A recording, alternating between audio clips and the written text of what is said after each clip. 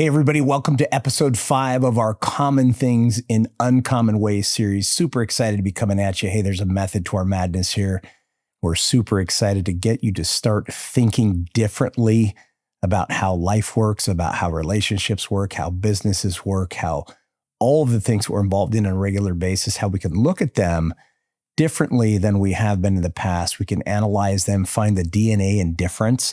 But more important than different or being different is to be uncommon.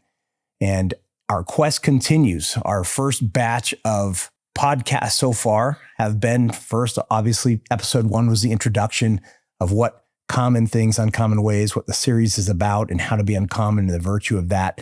The second thing is how to master communication. I hope you've had a chance to look and really take a look at how you communicate. Recording yourself, talking differently to others gets different results in those relationships and in everything that we do.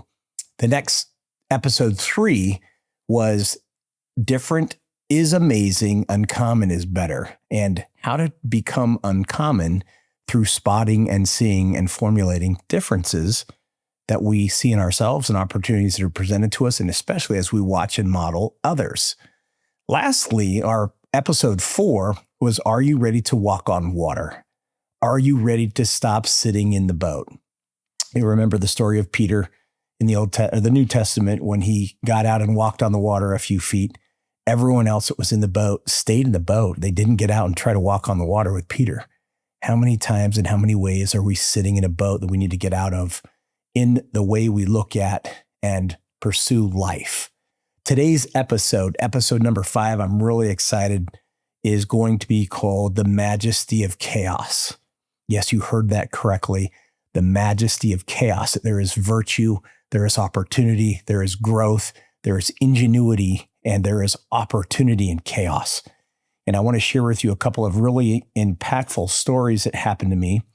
And if you get to know me at all, I'm a pretty intense individual. I have a high level of activity happening in my brain at all times. I tend to overanalyze things at times. But this is also one of the foundations for me to think differently, because I'm always questioning the way that I think I should do things. I'm always questioning the way I did things. I'm always questioning the way I'm going to do things. There's constant role plays going on in my mind. And so there's a lot going on in our lives. We're in real estate, and real estate has a nature of ebbing and flowing. At times, deals go really well. At times, things happen that are tough. The last couple of years in my part of real estate, the real estate world, which is multifamily development and construction, has been difficult. Interest rates have risen. We've had inflation that has been crazy. And in these situations, there has been a lot of chaos in our business. Additionally, life has a way of presenting chaos in everything that we do and everything that we participate in. There seems to always be a level of chaos. Well, a couple of times a year, it seems, I get really down. And I'll tell you, I'll take you back to one night in December, a few months ago. I was up one night and I couldn't sleep. And this was one of those really chaotic times where it seemed like things were going in all different directions. I wasn't sure how we were going to handle more problems than I felt like I should have on my plate at a time. Perhaps you felt this way before yourself in a number of ways and scenarios. And I felt like, man, why is everything so chaotic? I started asking myself that. Why does it always feel like there's such chaos in what should be a fairly predictable business? I'm going to build an apartment building. That should be fairly predictable. We have an approved set of plans. We have a approved set of civil plans on a site that we've known and vetted, and it should be fairly predictable. And yet in that, chaos springs from that with all the different details and intricacies and changes in the human interactions that come from subcontractors and contractors and the cities and inspectors and the banks and bank inspections. And there's just so many different variables. So this one particular night, it was about a week before Christmas, I was just really upset. I was feeling overwhelmed and I couldn't sleep. And my brain was firing, and something said to me, get up out of bed, go into the kitchen once in a while when I can't seem to move forward and I feel stuck in the chaos. I said, you know what? I'm going to be awake anyways. I'm going to go spend some time on the computer and perhaps I can knock out some of these things that are bothering me and I can go back to bed and get at least some sleep tonight. So I go walking out into my kitchen we had left the blinds open in our kitchen, and there is a wall of windows there. And I got my laptop out, opened it up, and I turned to look at the windows. And this was in the middle of the most torrential snowstorm.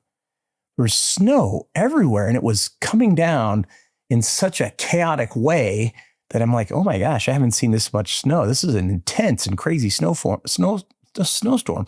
Hadn't seen it for a while, right? So I'm sitting there saying to myself, wow, this is incredible. So I stood up and I looked up at the snow, and my first thought was, how chaotic is this? How chaotic is this snowstorm? And it wasn't hard for me to draw a parallel to my life. This snowstorm looks about as chaotic as my life. There's a blizzard, there's wind, there's snow, there's coming everywhere. And it's interesting that I had this premonition, I had this prompting, I would call it inspiration. And there was this feeling that said to me, Mike, open up your laptop and search snowflakes under a microscope.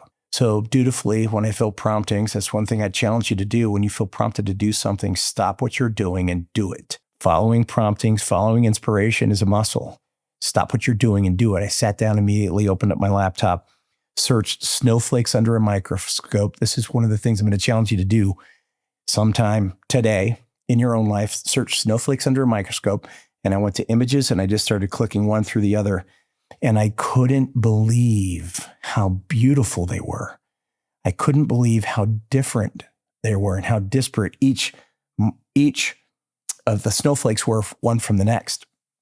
And what was, we don't take a lot of stock into the symmetry, the architecture, the fractal geometry, for example, of a snowflake. How beautifully arranged and designed every single snowflake is. I looked at this and I was starting to be overcome. And I felt another prompting. There's a book of scripture that I read, and one of my favorite lines in this book of scripture is the phrase, all things denote that there is a God. And another place in that same scripture, it says, all things point to God. And I thought, man, this is unbelievable. And as soon as I felt that in my head, all things denote that there is a God, I felt to myself, if the Lord will take this time and this effort to design the majesty, beauty, architecture, and symmetry of a snowflake, how much interest does he have in designing and helping and aiding me in my life? And I needed to think past chaos to opportunity. I needed to think past chaos to there's meaning here. What is the meaning here? And I stood up again, and as I was looking at these snowflakes, the minute I thought there's meaning in this chaos, two things happened. Interestingly, the snowflakes, which seemed just like some random blizzard, the snowflakes started coming down in patterns. There were waves and there were patterns and there were swirling motions, and it looked like a symphony of snowflakes. So what seemed at one moment chaotic, the next moment seemed like a symphony of snowflakes. And then the second thing that happened was I remembered a class that I had taken when I had gone to college at Brigham Young University. I remembered a class where we had studied the chaos theory.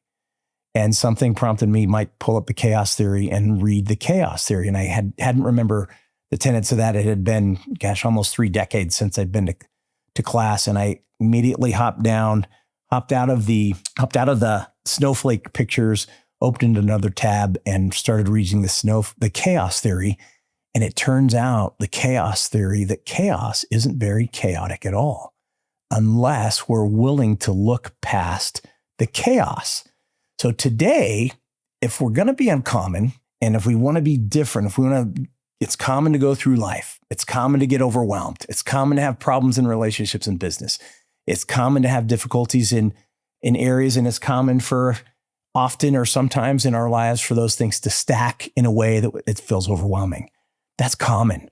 What's uncommon is to say there's opportunity, there's beauty, there's symmetry, there are patterns, there's this opportunity for rebirth and growth. That's uncommon. And I'm sitting here and I had immediately gone from literally 15 minutes ago of suffering and so despondent that I couldn't sleep. I was ranging between depression and anger and all the things that happened with everything that was going in my business and relationships. And I just thought, man, there's hope here. This is exciting. That all the difficulties went to exciting because I repurposed the moment I was in. Do you do that? Do you repurpose the moments that you're in? Do you change the context of the situation that you're in? Like seeing a chaotic snowstorm turn into a symphony of snowflakes. And then saying to yourself, I need to study the chaos theory again. And I want to share with you the 5 or 6 main components of the chaos theory. Because again, chaos is not very chaotic if you're willing to be uncommon. So let's go through these real quickly. The first thing that you see in chaos is inherent repetition. So repetition where it's like weather patterns. I started thinking of all the different areas. You see these massive hurricanes and tornadoes, and you see these weather patterns, and it's interesting to watch on a map how all of it works together. There's patterns. I say to yourself, how can a weather expert reasonably, not perfectly, reasonably predict what weather will be like for the next 7 to 10 day forecast? And sometimes they're wrong this afternoon, right? But reasonably on a moving earth that's revolving around the sun while it's spinning on its axis, they can have a reasonable attempt at inherent repetition and patterns. The next component of chaos is self-organization. Things organize, like snowflakes in a blizzard can self-organize based on components that we might not see or understand as laymen in this type of a study. The next thing is interconnectedness. In chaos, there's interconnectedness. And I started asking myself, are all the issues, and I took out a pen and a paper, I wrote down all the issues, the 5 or 6 things that were really bothering me. Are these interconnected somehow? And I started seeing interconnectedness in the issues that I was having. And some other things happened, which we'll talk about here in just a minute. But next, there's self-similarity in chaos, meaning some of the same things happen again. They are self-similar. And lastly, this was one that kind of blew my mind, is there's constant feedback loops. Even in chaos, there's feedback loops that teach us if we're willing to look past the chaos. And that's the trip, or the trick, I should say. If you can look past the chaos that you're in, whenever you find yourself there, there's a whole other world of opportunities for growth, change, learning, and all kinds of neat opportunities. So I'm sitting here just having this kind of a transcendent moment at 3 a.m. by myself in the dark. And I'm like, man, I've been looking at this all wrong. Are you willing to look at life differently? Are you willing to study how things look in a different manner? Are you willing to say, hey, what might be the hardest thing that I'm going through right now might be the best foundation for what comes next? If I can repurpose this moment with a new mindset and a new attitude and a new tool belt. Again, part of the new tool belt being, can you be uncommon? Will you think differently? And will you then be creative? And will you listen to inspiration? And then you can become uncommon in how you face things in your life. So I started thinking again, gosh, what are some of the other places I've seen chaos before? Because you see it all. You see it a lot in weather patterns. Obviously, the snowstorm. You see it in nature, like forest fires. If you watch a forest fire, there is a way that the fires move and the flames dance. If you sit in front of your fireplace and watch logs burn, there is a rhythm. There is a rhythm. And something is getting burned up and destroyed, and yet you can see patterns of flames. You can see patterns of smoke. There's 2 other things. I'm an outdoorsman in some regards. I love to fish. I've spent a lot of time fishing on the ocean. And my first thought was, I love to tuna fish, where these big tuna love to chase what are called bait balls. So these bait fish, like sardines and anchovies and other things, they swim in these pods of thousands and thousands, right? Thousands of fish. And the tuna and other fish too, the swordfish, other fish too, dolphins will come up and find these bait balls, and they will attack these bait balls. And if you've ever seen this, I'd challenge you to look on YouTube, bluefin tuna in a bait ball. And to watch the bluefin tuna, they come darting in and out. You see the birds. You've seen the birds come down from the top of the ocean, going into these same bait balls. And there's dolphins or tuna or swordfish or whatever is feeding on the bait ball, and the birds are coming from the top. And you want to talk about chaos, right? You want to talk about chaos in nature. And yet, if you watch closely, these bait balls ebb and flow in a rhythmic way. And it's really, really cool. And you say to yourself, how are they flying like that or swimming like that? How are these bait balls? How do these thousands and thousands of fish, these anchovies and sardines and other types, how do they move in rhythm like that? Especially in the presence of the best predators of the sea, right? Bluefin tuna are known as the apex predator when it comes to bait fish, right? Obviously, orcas and other things are higher on the food chain, but when it comes to bait balls, a tuna is an apex predator. So to watch, and I would challenge you to look at that. Look at tuna in a bait ball, tuna feeding on a bait ball. Unbelievable rhythm in what would appear to be extremely chaotic. How do they do that? Now, my mind immediately jumped to a word that I had remembered called murmuration. Murmuration is a description of how thousands of starlings can fly in motion. And you've seen birds before. And again, this is another thing that you can do on YouTube. Look up starlings in murmuration. And these starlings, literally, you've seen these massive flocks of starlings that look like 5,000 birds. They're literally flying along, right? And then all of a sudden, they start dancing rhythmically in the sky. What sets it off? How do they know? How do they stay in concert like that? But it looks an awful lot like a bait ball underground, right? In the water, in the ocean. So there's this massive, massive chaos of birds that turns into this dancing, rhythmic pattern, interconnected loop of birds. And there's something special about chaos. And again, I would say at this point, all things denote that there is a God, that even a bait fish can dance rhythmically in the most chaotic times. Even a starling can engage in murmuration at random times. Who knows what sets it off? I've done some research on that. They're not always sure why the birds will do that. But the fact of the matter is they do. Are we willing in chaos to look for the opportunities to do things a little differently? So I'm having this amazing experience on this night on what is chaotic, and I feel at peace. I absolutely feel at peace. So I go in and go to sleep and I fall asleep. And one of the reasons I was up that night is I had quite an intense meeting scheduled for the next morning, and it was an hour drive. And I was really concerned about how this meeting was going to turn out. So I'm driving up the freeway and I look out the side of my window, just happenstance. And there's I'm probably 2,000 or 3,000 birds, and I'm no bird specialist, but I don't think they're starlings. And I'm looking at them, and it's interesting. I see them out there, and I'm thinking about this meeting, not giving any thought to it. And then something says, look again. And I turn, and they go from this massive flock of birds and turn into a rhythmic bait ball right in front of me. And it's a reminder from what I learned the night before. There's a reminder that the hard thing that I'm going to do will be and feel chaotic, but there's rhythm and there's a higher power and there's opportunity to learn more and to grow out of what I'm facing. So the chaos theory can actually be an opportunity for growth if we choose to be uncommon. So I started asking myself, and I actually did a search on ChatGPT of all places, and I asked ChatGPT, what are the benefits of the chaos theory? What are the benefits of chaos?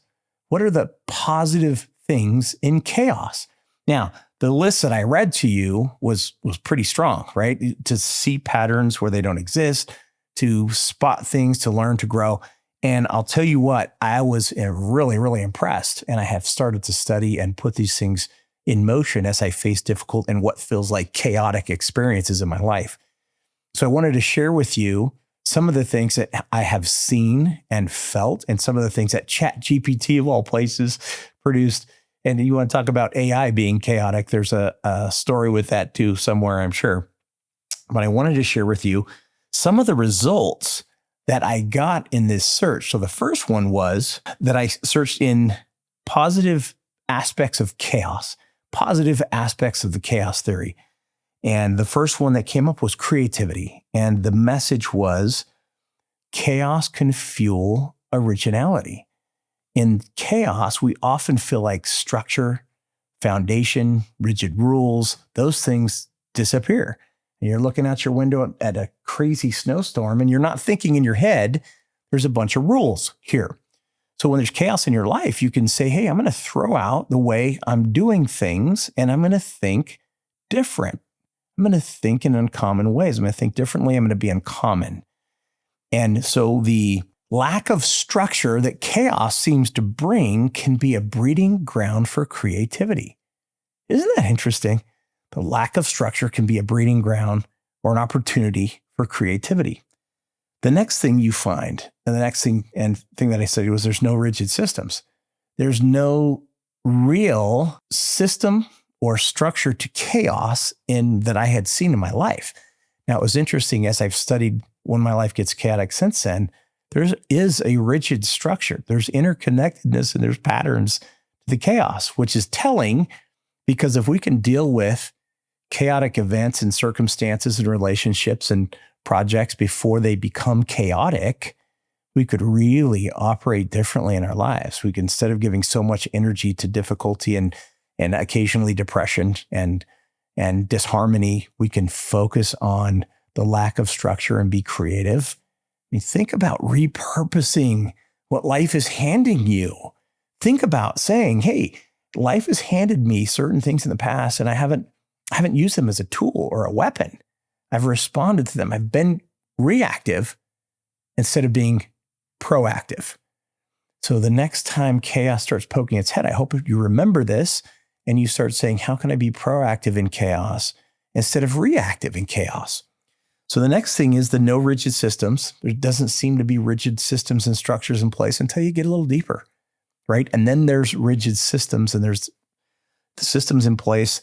And again, you start seeing that what seems chaotic is not quite so chaotic as it had once seemed. The next thing that can be positive in chaos is adaptability. That's not too far off from creativity. But I'll tell you what, do you know people? I do. Do you know people that thrive in difficult situations? I mean, sports is a perfect foundation for this. You can take 10 amazing basketball players, for example, and how many of them can hit the winning shot at the last second in a championship type game or atmosphere? How many of them can do that in that chaos? It's the screaming crowd, the pressure, the dropping clock. And some people absolutely thrive in that situation while others shrink before the light. So there's certainly a chance to be adaptable and to grow into that. And that's a muscle. I believe creativity is a muscle. I believe adaptability is a muscle. And as you force yourself to adapt to what seems like chaotic circumstances, you grow and create those systems and structure that allows future, what would have been chaotic events to be, oh yeah, I've dealt with this before. I've seen this before. I mean, imagine the snowplow driver that goes out in the middle of the night here in Utah, which is where we're located. And there's a massive storm. You and I might be fearful of driving in that. And to them, it's what they do. It's what they do for a living. They're experts at driving those huge snow plows, the big dump trucks that throw sand and salt behind them. It's just every day. It's just the next day, which is how we can repurpose the issues that are facing us today if we're willing to change and be uncommon. The next thing is rebirth. There's a rebirth. Every crazy rainstorm brings rebirth. It's what feeds the earth, the rain or the snow that eventually melts. The forest fire that seems to be amazingly devastating is actually a part of healthy ecosystems. If you search the value of forest fires, it's unbelievable. The rebirth, regeneration, regrowth that comes from a chaotic forest fire, which seems so destructive on its face. So rebirth, each time life gets chaotic for you, you ask yourself, is there a rebirth here for me? Is there something I need to be learning? And that's one of the things that we want to do and look at there. The next one is truth. When systems break down and there's chaos in and around these different parts of our lives, the truth always manifests itself. You weren't prepared, or maybe this time you were prepared. You didn't have the right foundation, or maybe this time the foundation was right. You were in the wrong relationships. You didn't have the right contracts. You didn't have the right whatever. You didn't plan ahead enough. But the thing about that is it brings truth and clarity if we can get out of the chaos mindset, and get into the adaptability, get into the creativity, get into what's the truth of this moment. What is really happening here? The next thing is potential. There is a screaming opportunity for potential. Again, in the absence of structure, really anything becomes possible.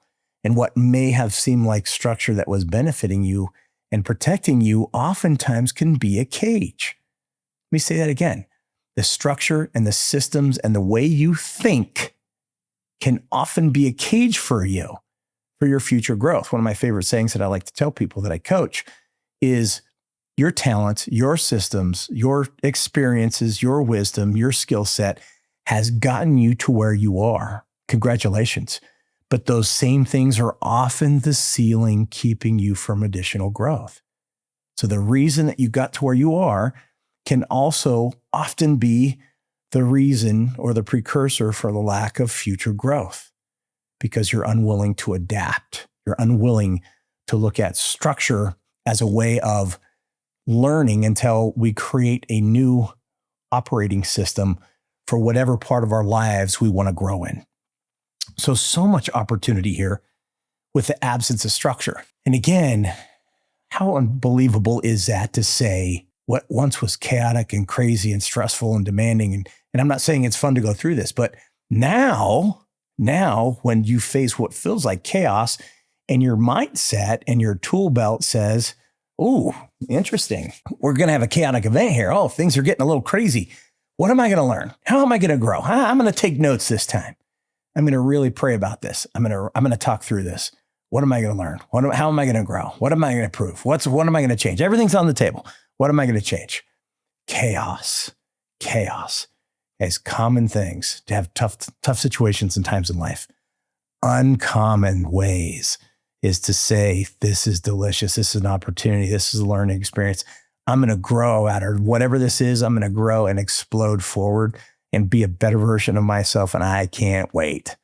How uncommon is that to have that mindset? And I really believe that this is where growth comes for those people that are the super successful, the super different, the super unique people. And again, the super uncommon people they repurpose everything. Take something good and they enjoy it and they repurpose it to a foundation or a springboard to move forward.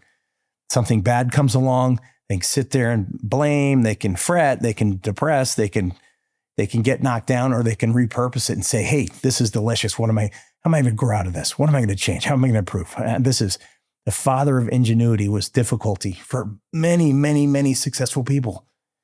So the last thing that I want to share with you that kind of has to do with chaos is another tool that I've been using for myself that has worked really well is when I feel stuck in a problem and I can't seem to work through it, the first thing I do is check my perspective.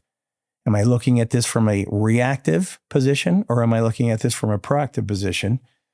But I changed my mindset to why me? Well, why does this person have to do this? And why did this turn out this way? And why did interest rates run for the last this many time? And how come inflation's not under control? And what are the tariffs going to do in the tariff wars right now? Instead of focusing on that, I asked myself this question. And I also do so in prayer.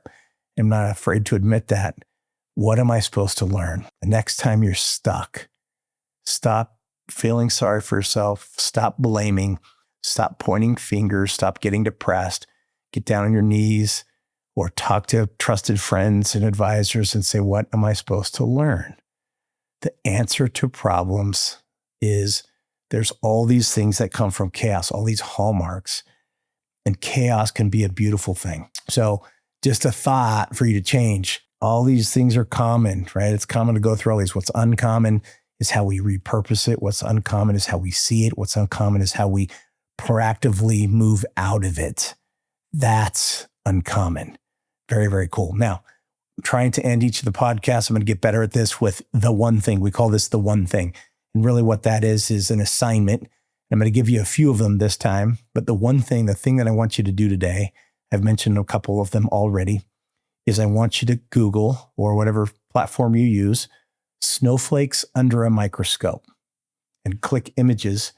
And I want you to click through 2 dozen, 3 dozen, 4 dozen images of snowflakes and ask yourself, how much beauty is there in a snowflake? And how much beauty would there then be in something like a human being with a soul that had so much more attention and detail put in its creation than a single snowflake? Snowflakes under a microscope. That's number one. Number two, I want you to get on YouTube or wherever you like to go and look at the murmuration of starlings and watch these birds turn into these rhythmic dancing birds and ask, can I learn how to look for that beauty in what would be very difficult? If you've seen a flock of 3,000 birds fly by, it's not anything beautiful. They're loud. They'll drop bombs on you if you're not aware of it, if you're not careful. And then they can turn into these rhythmic, beautiful murmuration patterns. Look at that. Next thing I want you to do is study the chaos theory. Study the chaos theory so you can arm yourself with, when things get tough, an understanding of how you can be uncommon. How can you be uncommon? How can you redo that? Next and lastly, I want you to ask yourself, how can you repurpose difficulties when you face them in your life? How can you repurpose difficulty? Listen, I'm a very, very passionate and emotional being, and it's one of the best things about me, and it's one of the worst things about me, because when I'm up, it's wonderful, it's passionate. I love to share it. I'm effusive with all of those things, and when it's bad, I can get emotional in a way that gets me feeling down and dejected and separated. I tend on depression occasionally, which is tough. And yet, if we repurpose these moments and these difficulties, we can see the beauty in chaos, and better yet, we can see the opportunity for growth. So the one thing is, study the chaos theory. Look at that, apply it to your life, check on it, share it. And your quest to become uncommon, your quest to be different, the chaos theory will bring you opportunities for growth that you may not have considered in the past. Make it a great day, and let's hope for some chaos in our lives so that we can have these great opportunities in the future. See you soon.